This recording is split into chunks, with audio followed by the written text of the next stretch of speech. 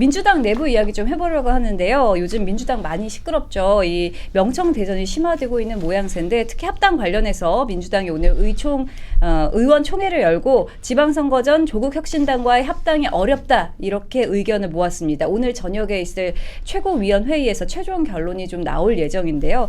사실 한때는 이제 설 전에 합당을 하겠다 이렇게까지 이야기가 나왔는데 지금 대외비 문건 유출이라든지 그리고 2차 종합특검 후보 추천 논란까지 겹치면서 분위기가 좀 완전히 반전된 상황입니다. 정청래 리더십이 큰 타격을 입은 결과다 이런 분석도 좀 나오고 있거든요. 이 모습 좀 어떻게 보고 계세요? 뭐 지금 먼저 말씀 한번 해주시겠습니까? 지금 일단 그러니까 민주당 의총에서 얘기된 바를 보면은 일단은 합당은 선거 이후에 하겠다라는 분위기가 좀 더 우세한 것 같아요. 뭐 선거 전에 합당을 하자라고 한 의원도 있기는 한데 네. 많은 의원들은 지금 합당에 대해서 좀 부정적인 이미지를 갖고 있는 것 같습니다. 그래서 아마 그런 분위기를 이어서 최고위원 회의에서 이제 논의가 될 것 같고요. 그렇게 되면 결국에는 이제 정청래 대표가 추진하고자 했던 조국혁신당과의 합당이 좀 어려워지지 않을까 싶습니다. 네, 지금 경민정 소장님 도착을 했습니다. 네, 소장님. 안녕하세요. 오랜만이에요. 제가 울산 사람인데요. 갑자기 거꾸로 탔어요. 이제 이렇게 막 스마트폰으로 막 보고 있는데 주변이 이상한 거예요. 네. 대흥역에서 왔습니다. 점점 멀어지는. 그래서 제가 주변 멀어지는 건 알아볼 수 있는 정도는 돼가지고 여의도 순복음교회가 안 보이고 뭐 시장이 보이고 막 이러는 거예요. 일단은 너무 죄송합니다. 예, 저는 연휴 동안 반성하도록 하겠습니다. 네, 그리고 뭐 요즘 합당 추진 관련해서 좀 어떻게 보고 계세요? 정청래가 완벽하게 한 방 먹었다. 아마 이재명 대통령과 청와대에서 이 변호사 추천 관련해 특검 추천 관련해서 리스트를 받아보고 이거다 싶었을 것 같아요. 여태까지 꾹꾹 눌러 참았는데 이번에 이거를 가지고 뭐 카운터 펀치를 날릴 수 있겠다 그런 생각을 하면서 한 방을 완벽하게 먹인 게 아닌가 생각이 들더라고요. 그러면서 지금 제가 이렇게 가볍게 조금 얘기를 하고 있지만 이게 변호 이력 가지고 지금 그러는 거잖아요. 변호 이력을 가지고 이재명 대통령 그리고 청와대 이 사람들이 민주당 사람들이 이걸 가지고 흠결을 잡을 수가 있는 건가? 그 생각이 들더라고요. 그렇게 따지면은 변호 이력이라고 그래서 공직에 있을 수 없는 상황 이런 사람이 어떻게 변호를 할 수가 있냐? 그러면 예전에 이재명 대통령이 이재명 변호사 시절에 2006년도 5월에 변호를 했던 그 조카 살인 사건 변호를 했지 않습니까? 그러면서 어떤 모녀 살인 사건을 데이트 폭력으로 규정을 하면서 그 사건을 형량을 낮추려고 했잖아요. 그러면은 그런 사람을 대통령 후보로 옹립하고 대통령으로 만든 거 아닙니까? 그러면은 이 특검 추천해가지고 뭐 본인에게 좀 불리한 그 변호를 한 사람도 아니고 그 무리에 있었다는 이유만으로 이 사람이 과연 변호사, 특검 검사로서 자격이 없는 것인가? 라를 생각해 보면 제가 밤새도록 이렇게 생각해 봤는데 도무지 이해가 안 돼서 댓글들이 엄청 많아요. 이런 사람이 왜 어떻게 대통령이 됐고 이렇게 또 특검 후보 가지고 저렇게 트집을 잡을 수가 있는가? 그냥 트집을 잡으면서도 조금 나쁘끄럽지 않았을까? 그런 생각이 들더라고요. 그 조국혁신당에서 추천한 권창영 특검보는 이제 받아들였더라고요. 그러니까 오히려 두 조국혁신당이 추천한 사람과 또 이성윤 최고위원 민주당이 추천한 사람 두 사람이 올라왔는데 그 사람이 리스트를 처음 받아보고 그거를 바로 반응을 했겠냐는 얘기예요. 오히려 이거 잘 됐다라고 생각했을 것 같아. 여태까지 다 참았잖아요. 뭐 코스피 5천 이런 거 발표했을 때도 그다음에 정청래가 합당 추진하는 거 바로 해서 누를 때도 참았고 경주 에이펙 성과 났을 때도 다른 걸로 막 또 시끄럽게 하니까 자기의 성과를 내세울 수가 없었잖아요.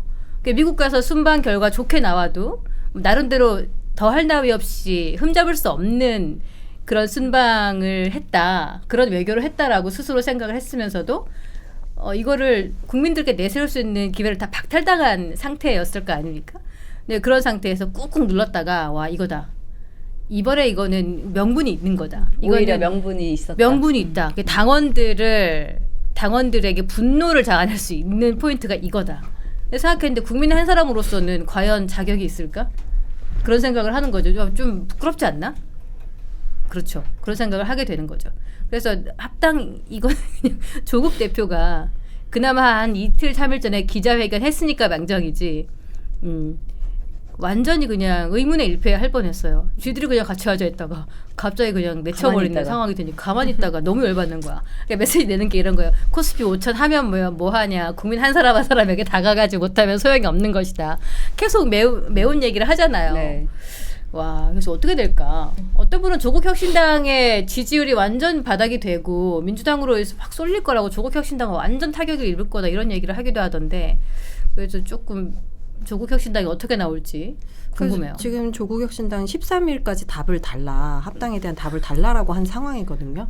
근데 아마 오늘 정도쯤 되면 이제 답이 나올 거예요. 의총 결과는 이미 속보로 그렇죠. 뜨고 있고 예. 어렵다. 뭐 그렇죠. 그럼 이제 그 내용 필요하지만 어렵다. 최고위원회에 그대로 이제 회부가 될 가능성이 높은 거기 때문에 예. 이제 합당은 거의 물 건너간 거 아닌가 싶은 거죠. 합당은 무슨? 그러니까 그쵸. 그게 명분이 딱 그렇게 된 거예요. 그냥 이거를 이 사람만 추천하는 거 이것만 아니었으면 정청래 대표가 그래도 표결로 붙여볼 수도 있었다고. 근데 그것도 지금 씨알이 안 먹히는 상황이 됐으니까.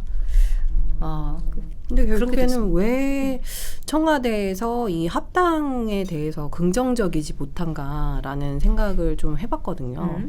그러니까 이게 정청래 대표의 독단적인 결정에서 시작이 됐기 때문에 네. 그러니까 어쨌든 합당이라는 것을 하게 되면 지방선거에 영향을 끼칠 수밖에 없는 거거든요. 그렇죠. 근데 지금도 이제 청와대와 정청래 간의 갈등이 심화되고 있는데 이 부분이 이제는 이제 세 분야로 갈라서게 되면 오히려 더 혼란스러운 상황이 올 수도 있는 거죠. 네. 그래서 청와대 입장에서는 자기네들하고 어느 정도 상의를 하고 그다음에 합당 논의를 했으면 아마 합당에 대해서 크게 이견이 없었을 텐데 지금 그런 부분들이 전혀 논의 없이 그러니까 최고위원이었던 이현주 최고도 몰랐다는 거잖아요. 합당에 대해서 논의했으면은 논의가 됐을까? 그죠. 당연히 뭐 안 됐겠죠. 안 될 것 같으니까 네. 당대표 권한으로 그쵸. 밀어붙인 거 아니겠어요? 그랬겠죠. 그래서 아마 지금 상황에서는 네. 이제 청와대에서도 이렇게 강하게 나오고 있으니 더 이상 합당 논의는 좀 어렵지 않을까 싶습니다. 더 이상의 합당 논의는 지방선거 좀 힘들다. 때문에. 네. 지방선거 이후에는 그럼 합당 논의가 좀 가능할 거라고 보십니까? 저는 더 어려울 거라고. 그때 어렵다. 되면은 네. 흡수통합이죠. 그냥 내 밑으로 겨들어와. 이번에 뭐 지선에서 총선 보궐선거 자리 나는 거 하나 보고 조국당이 생각 있는 대표가 나올 수 있을 것 같으면 거기에 후보 안 내주는 정도로 선처를 하고 그냥 그렇게 어물쩍 넘어가면서 나중에 지선 끝나고 나면은 아주 가장 조국혁신당 입장에서는 모양 빠지는 형태로 흡수가 되지 않을까? 흡수가 될 것이다. 이번에 존심 완전 구긴 거 아니겠습니까? 네. 지금 조국혁신당이 가장 비쌀 때니까요. 예. 아주 비쌀 때 귀한 대접을 받고 그나마 제일 비쌀 때지, 지금이. 실패한 것이라고 보이고요. 이 시작은 정청래 대표의 자신감의 표현이 아니었을까 싶습니다. 사실 민주당 지지자들 사이에서 정 대표에 대한 긍정적인 평가가 거의 뭐 77%, 78% 이렇게 여론조사가 나오지 않았습니까? 그리고 그거에 힘입어 1인 1표제도 드디어 통과를 시켰어요. 네. 그래서 너무나 자신감에 찬 나머지 당연히 내가 합당 카드를 들고 나오면 우리 당 지지자들이 너무나 반색하며 이런 좋은 수가 우리가 싹쓸이를 하자. 지선도 완전 승리해서 그냥 민주당이 뭐 총선이든 지선이든 모두 다 우리 마음대로 지방 분권까지도 우리 마음대로 하고 또 지금 통합 지자체 뭐 실현하는 것들도 지방의 의원들이 주도하게 되면 지금 민주당에서 원하는 의제대로 설정이 돼서 통합이 설정될 수 있지 않겠습니까? 그런 것들을 꿈꿨던 것 같아요. 그런데 지금 잘못 건드려 버린 것이죠. 너무 자만한 나머지 이런 결과를 초래했다고 생각이 들고요. 지금 뭐 의총 결과 나오기 전에도 이미 지금 의원들이 이미 의견들을 다 내지 않았습니까? 지금 그러면 투표 말고 여론조사라도 해보자 당원들한테. 근데 그것도 안 된다. 라고 됐기 때문에 지금 의총으로 일단 가져가 보자가 된 거잖아요. 뭐 결과 볼 것도 없이 선거 전에는 당연히 안 될 것이고 이렇게 지금 보니까 정 대표 지지율이 지금 거의 60% 그래서 한 10몇 프로가 떨어졌더라고요. 이런 추세라면 그리고 지금 뭐 친명계 쪽에서 반기를 들면서 또 지금 사적 모임도 지금 조성하고 있고 이런 분위기라면 이 정 대표에 대한 지지율은 더 떨어질 수밖에 없고 8월 전당대회 결과를 장담할 수 없는 상황이 될 수밖에 없기 때문에 합당 문제는 이미 거의 물 건너간 게 아닌가라는 생각이 듭니다. 네. 그렇다면 이제 지방선거에서 좀 연대도 좀 힘들다고 보시는지 어떻게 보세요?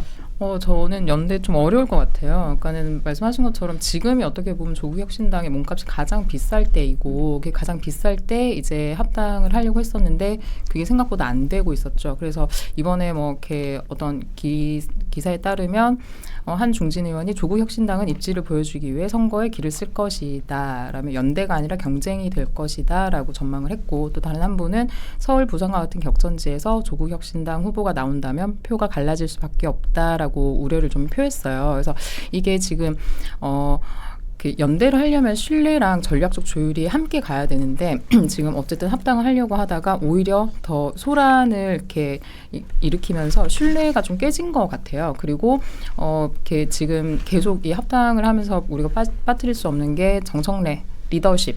이거든요. 리더십의 타격이 갔기 때문에 이거를 선거연대로 가져가기는 좀 어렵지 않을까.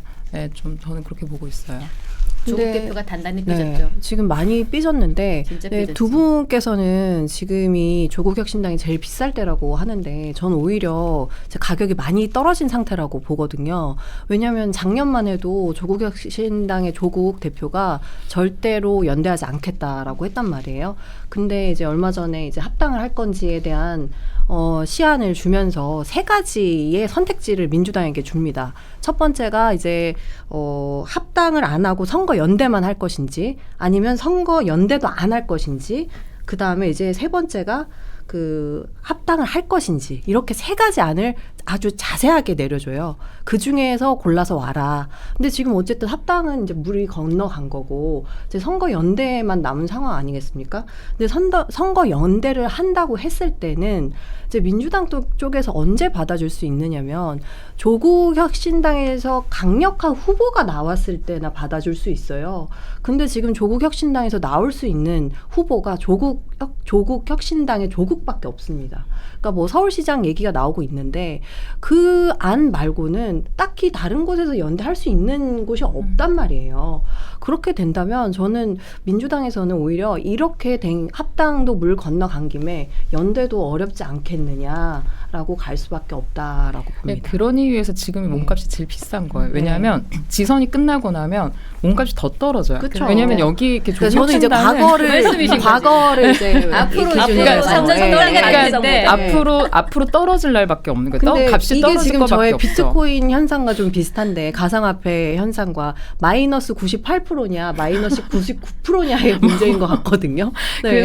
그래서 지금 뭐 합당이나 선거 연대를 얘기를 하지만 이 지선이 끝나고 나면 흡수가 되는 거냐를 얘기를 하는 것밖에 안 비참하다. 돼요. 그러니까는 어떡해. 왜냐하면 그렇죠. 조국혁신당에서는 시작할 때부터도 어떤 자생적으로 우리가 무엇을 바꿔보겠다고 해서 만들어진 당이 아니고 그리고 위성정당 그렇죠. 자생적으로 어떤 선거를 치러본 경험이 없는 당이에요. 그런 곳에서 지방선거를 한다?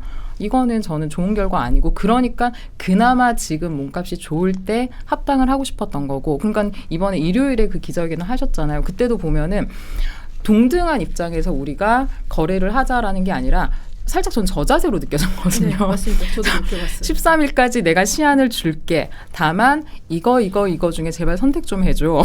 약간 마지막 자존심 같은 그쵸. 거죠. 예, 네. 그런 거 내가 저는 많이는 봤어요. 못 기다린다. 근데 13일까지는 기다려줄게. 그래서 우리 마지막 우리 근데 그 이후에는 우리도 뭔가를 해야 되지 않겠어? 그래서 우리 이런 태도라고 보여주죠. 설 네. 밥상의 민심은 좀 합당한 걸로 가보자. 뭐 아니면 연대를 한 걸로 가보자. 뭐 어쨌든 그래서 13일로 저는 시한을 박은 거라고 보고 근데 그게 동등하지 않은 것은 이미 이렇게 균형이 깨졌다라는 거고 그럼에도 불구하고 지금 그 몸값이 제일 좋을 때다. 네. 와, 그럼에도 이번에 면을 완전히 구겼어요. 조국 대표 어떻게 해야 할까? 뭐 그렇게 개인적으로 좋아하는 캐릭터는 아니시긴 하지만 이번에 이 사태를 끝으로 해서 조국 혁신당이 계속 쇠락의 길을 걸어왔지 않습니까? 그 전에 지민 비주할 때 참 괜찮았는데 그때 뭐 거리 유세하면서 니 쩔었나? 쩔리나? 막 이러면서 할 때도 그 외모가 괜찮잖아요. 그쵸. 그 외모로 네. 시민들에게 호소를 하니까 그 유세가 굉장히 임팩트가 있었거든요. 야, 이 사람 이제 이렇게 살아나나? 했는데 그 이후에 감옥 다녀오시고 출소해가지고 개인적으로 막 활동하면서 미움을 사더니 그렇게 봉하마을 가고 뭐 개인 유세 그 정치적인 활동하면서 민주당의 미움을 받더니 지금은 그때나 지금이나 좀 가만히 있지 이 말을 민주당에서 계속 한 것 같아요. 그때는 개인 정치적인 활동하는 거를 보고 좀 미움을 사서 그런 말을 들었다면 이번에는 뭐 개혁신당도 퍼센트는 밀리지만 그래도 지조 있게 간다고 해도 뭐 어쨌든 몇 퍼센트 안 되는 정당이 뭐 저렇게 말이 많아 이런 얘기를 최근에도 들었어요. 최근 기자회견을 통해서도 그런 얘기를 듣는 걸 보고 좀 가만히 있지 이런 평가를 받았다. 근데 오늘 의총 끝나고는 완전히 면을 구겨서 앞으로 어떻게 조국 혁신당 자체에서 뭔가 후보 내고 선거 치르는 게 과연 가능할까? 합당 이야기가 나와 버리고 거기에 응해 버리는 순간 이 정당은 합당이 돼버릴 거라는 그런 전조가 깔려버려요. 그래서 뭐 지금 호남에 가서도 후보 내서 단체장도 내고 당선시키고 했잖아요. 그런 괴력이 또 나오기가 어려운 환경이 만들어지지 않았냐. 근데 저는 왜 조국 혁신당이 이렇게 될 수밖에 없었는가 좀 안타까운 점이 많기는 해요. 네. 근데 저는 그 이유를 이제 조국 대표한테 좀 찾아야 되지 않나 싶어요. 그러니까 본인이 이야기하는 거하고 그분의 삶하고 너무 맞지 않거든요. 그러니까 최근에 그러니까 조국의 딸 조민이 두 번째 에세이를 내가지고 그 강남 교보문고에서 뭐 거의 팬 사인회를 했어요. 그러니까 근데 사실 지금 책을 내서 그 출판 기념회를 하는 건 출마자들이나 하는 거거든요. 근데 이게 이런 조민의 이런 행동이 연예인이죠. 그죠. 지금. 연예인이기도 하고 저는 무슨 출마하는 줄 알았어요. 그러니까 출마하기 전에 인플루언서. 근데 조민이 자기를 소개하기를 이제 사업가라고 소개를 합니다. 근데 조국이 주창하는 것들은 주로 이제 임대주택 과 그리고 기본소득에 대한 얘기들을 많이 한단 말이에요. 네. 그러니까 그런 부분들이 그러니까 지금 20대, 30대 그러니까 조민과 같은 세대를 살고 있는 청년들이 봤을 때는 조민은 되게 사업가고 돈 벌어 먹고 살려고 굉장히 열심히 노력하는 거에 비해서 조민의 아빠인 조국은 우리들한테 계속 공공임대주택에 살라고 그러고 기본소득에 만족하라고 하네? 이거 왜 이렇게 돼야 되는 거지? 왜 우리는 공공교복을 입어야 하고 급식을 먹어야 하는 거지? 라는 의문이 들 수밖에 없거든요. 그런 부분에서 좀 벗어나야지 조국 혁신당이 2%의 이 지지율에서 좀 벗어날 수 있는 아주 좋은 방법이 아닐까 싶습니다. 네. 저는 말씀하신 것처럼 사실 굉장히 중요한 포인트인 게 그 전에 이제 이렇게 자녀 입시비리나 뭐 이런 것들 때문에 굉장히 많은 청년들이 등을 돌렸어요. 그리고 이번에 이렇게 작년에 나온 이제 성비위 문제에 대해서 조국 혁신당은 이게 성 관련된 거, 여성에 대한 것들을 정강정책에 박아놨어요. 처음에 이 당을 만들 때 그 정체성에 넣어놨는데 성 비위 문제가 터지고 났을 때 대처하는 것들을 보면서 어떻게 보면 여성 지지자들 혹은 청년 여성들에게 이렇게 좀 배신감을 느끼는 그런 행위들을 했었거든요. 그래서 말씀하신 것처럼 말은 조국 혁신당이지만 조국 당대표가 정말 혁신을 할 만한 그런 당의 어떤 가치관을 가지고 있는지 저는 좀 의문이 들긴 합니다. 그렇죠. 진정성이 좀 떨어지는 거죠. 네, 뭐 조국 혁신당 이야기 좀 짚어봤고 계속해서 좀 명청 갈등에 대해서 좀 이야기를 해볼까 합니다. 요즘 또 친명계 의원 70여 명이 의원 모임을 따로 만들었다고 합니다. 이 모임 이름이 이재명 대통령 사건 공소 취소와 국정조사 추진을 위한 모임인데요. 이름 되게 기네요. 이 모임 좀 어떻게 보셨어요? 사실 집권 1년도 안 된 시기에 이렇게 좀 당청 간의 갈등이 좀 심화되고 있는 상황인데 좀 어떻게 보고 계세요? 저는 이거 사실 좀 너무 어이가 없는 게 크게 두 가지로 볼 수 있는 것 같아요. 하나가 이재명 대통령의 사법 리스크 방어는 당의 공식 의제다. 라고 선언하는 것 같고, 두 번째가 이를 위해서 우리는 집단 행동이 가능하다라는 걸 보여주고 있는 것 같아요. 사실 근데 정당이 존재하는 이유는 이런 대통령 혹은 개인의 사법 리스크 혹은 권력을 가진 자의 사법 리스크 방어를 하기 위한 게 아니라 권력을 잡고 그러고 나서 나라가 더 잘 되도록 국정 운영을 하는 거거든요. 우리가 지금 이재명 대통령이 취임하고 나서 많은 사법 개혁을 하는 것이 본질적으로는 누군가의 사법 리스크를 완화하거나 없애기 위해서라는 의구심을 계속 가지고 있었는데, 이번에 이제 이재명 대통령 사건 공소 취소와 국정조사 추진을 위한 의원 모임, 전 너무 놀랐어요. 이게 지금 대한민국에서 일어날 수 있는 일인가? 그리고 어떻게 한 공당에서 사법 리스크 방어를 당의 공식 의제로 선언할 수 있는 거, 전 너무 충격적입니다. 이거. 부끄러운 줄을 모르는 거예요. 그 이름 지금 굉장히 긴데 저는 네 글자로 추격할 수 있어요. 네. 문명대전 준비 모임. 아. 그러니까 이게 보면은 상골진골 싸움이잖아요. 어디서 굴러 들어온 돌이 이렇게 인기가 많아. 육두품 아니고 성골진골. 아, 육두품 정도로 떨어질 수도 있겠다. 미안. 진골까지 올려서 미안해. 이래서 어디서 굴러 들어. 저 뭐야? 그때 제가 그게 생각나요. 기호 3번 그때 이재명 후보가 주황색이었어요. 주황색 띠를 두르고 문재인한테 졌을 때 지고 나서 그 패배 연설을 자기 진영에 가가지고 하는데, 그 지금도 쩌렁쩌렁 이렇게 울릴 정도로 연설하는데, 저 멈추지 않겠다, 앞으로 뭐 같이 하겠다, 그거를 엄청나게 가열차게 연설을 하는 장면이 있어요. 그때 준비를 한 거야. 그리고 문재인 대통령 자녀 아들 의혹에 대해서도 비판하고 이러면서 문재인 후보하고 엄청 사이가 안 좋은 거예요. 진영 자체가 다르고, 갑자기 이번에 유시민 작가가 이런 얘기를 했어요.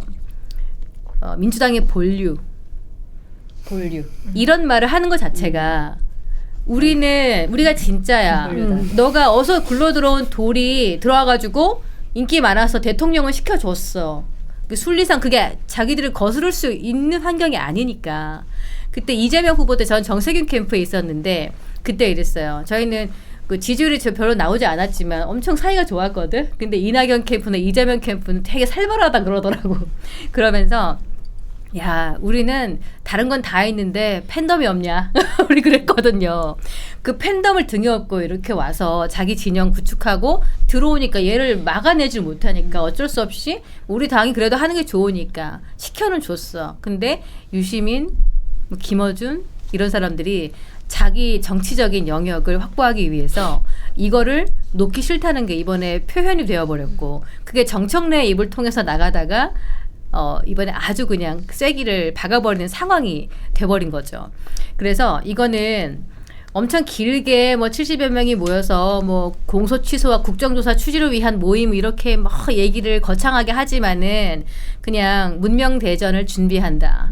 우리는 문재인 대통령 휘하에 있는 그 조직들에 대항해서 그 만들어진 모임이고, 그 우리의 영역을 구축하고 유지해 나가기 위해서 계속 앞장서 나갈 거다. 이런 거로밖에는 보여지지가 않죠. 그러니까 국민의 삶이 뭔 상관 있어. 그렇죠. 그러니까 자기들 그냥 정치 싸움 하고 있는 거예요. 그러니까 더 미운 거지. 네, 크게 보면은 이제 문명 대전의 일환이기도 한데, 저는 지금 이 모임이 갑작스레 어떤 당권 때문에 나온 것이라고 보여지진 않고요.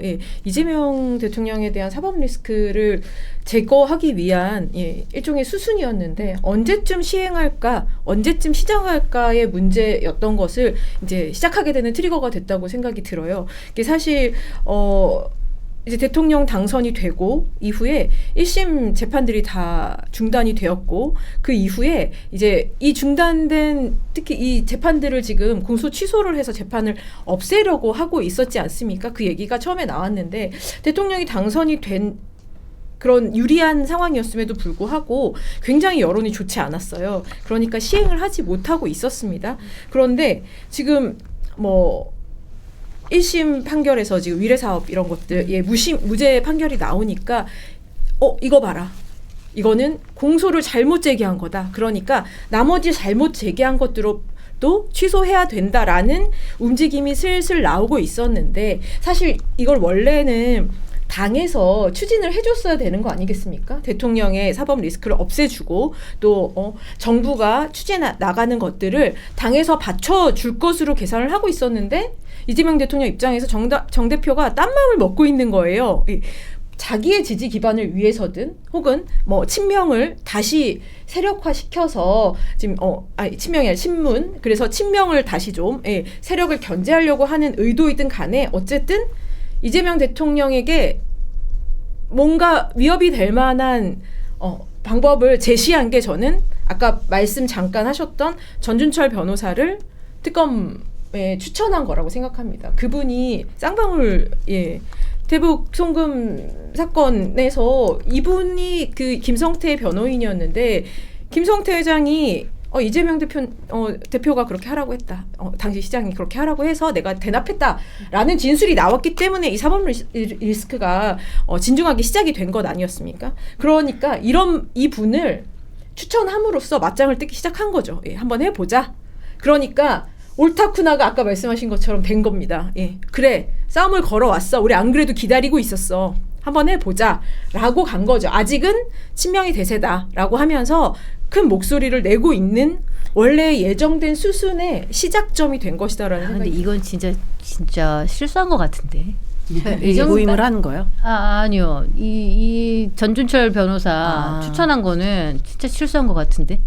이런 거를 일부러 해버리면은 타격이 클 거잖아요. 이성윤 의원, 그 최고위원 김어준 방송에 나와서 상당히 난감해하더라고요. 근데 그러니까 이게 근데 그 1인 1표제를 획득하면서 너무 자만한 결과라고 봅니다.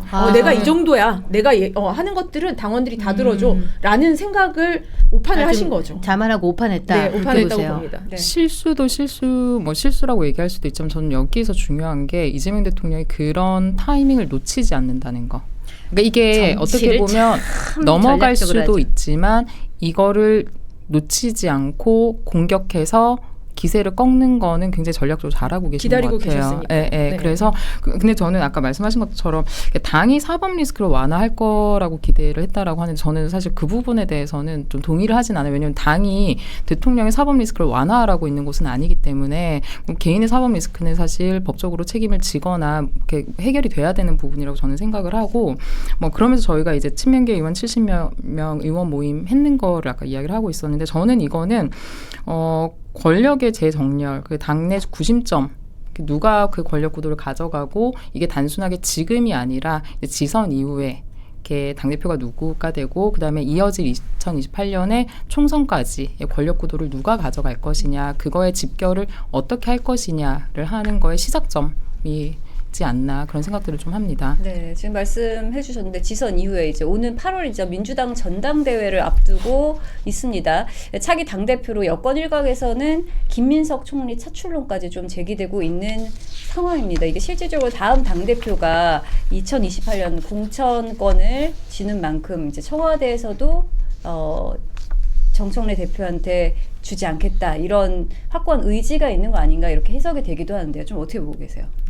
김윤석 총리는 지금 로망이라고 했는데 그렇죠. 얼마 전까지 유시민 형아한테 언론으로 맞아 울지 말고 책 봐라 이런 식으로 핍박받다가 아니, 대한민국 총리한테 그래도 지식 소매상이라고 자칭하지만은 그래도 작가가 어떻게 총리한테 그런 말 할 수 있는지 모르겠지만 그런 식으로 굉장히 고된 시간을 보내고 있었죠. 그래서 김인석 총리 이제 좀 안 될라나? 그런 생각했었는데 이 사건을 계기로 한박 웃음이 지어졌을 것 같고 이제 로망을 이룰 수 있는 길로 가는 거 아니겠습니까? 정청래 저렇게 찌그러지면은 앞으로 붙일 수 있겠어요? 이제 사퇴하고 재신임하라 이런 얘기도 나오지 않을까요?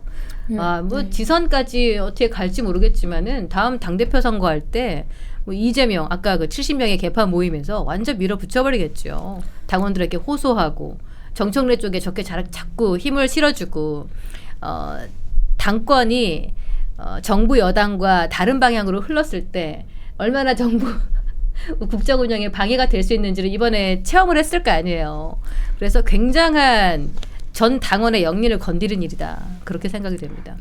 김민석 총리가 9일에 국회에서 전당대회 출마 가능성을 묻는 질문에 대해서 국정에 전념하고 있다. 라고 하면서 즉답을 피했어요. 전 이게 너무 좋다. 이거 아니겠습니까? 부인도 아니고 사실 아니라고는 인정도 안 아니에요. 했는데. 그럼 정치권에서는 가능성을 열어둔 거라고 저희는 해석을 할 수 있을 것 같아요. 네. 그래서 8월의 전당대회에 대한 것 그리고 저희가 이제 이게 8월의 전당대회가 2028년 그 총선까지 이어지는 건데 이게 개인의 어떤 권력욕으로 보는 것보다는 이제 당청 관계를 어떻게 안정적으로 정렬하고 누가 컨트롤하고 어떤 권력을 가지고 가면서 통제하느냐에 이렇게 상징적인 게 아닌가 저는 좀 그렇게 생각은 하고 있습니다.